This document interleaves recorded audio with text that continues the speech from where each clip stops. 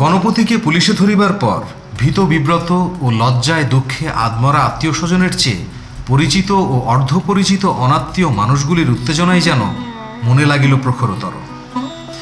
বিচারের দিন আদালতে ভিড় যা জমিতে লাগিল বলিবার নয়।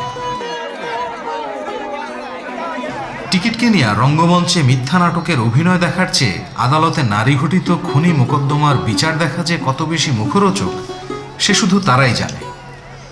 রোজ খবরের কাগজে আগের দিনের আইন আদালতের কার্যকলাপের বিবরণ পড়িয়াও যাদের কৌতূহল মেটে না, বেলা 10টায় খাওয়া দাওয়া সারিয়া উকিল মোক্তারের মতো তারা আদালতে ছুটিয়া যায়। বাড়িতেই গণপতির 3 জন উকিল। তার বাবা রাজেন্দ্রনাথ এককালের মস্ত উকিল ছিলেন। মাসে একসময় তিনি 10,000 টাকাও উপার্জন করিয়াছেন। এখন 70 বছর বয়সে আর কোর্টে যান না। বড় ছেলে পশুপতি বছরবার প্র্যাকটিস করিতেছে। বাপের মতো না হোক, নামডাক তারও মন্দ নয়। গণপতির ছোট ভাই মহিপতিও উকিল, তবে আনকোরা নতুন। বড় উকিলের বড় উকিল বন্ধু থাকে, সমব্যবসায়ী কিনা। গণপতির পক্ষ সমর্থনের জন্য অনেকগুলি নামকরা আইনজ্ঞ মানুষ একত্রিত হইলেন, যে তাতেও মামলার গুরুত্ব গুরুতর রকম বাড়িয়া গেল।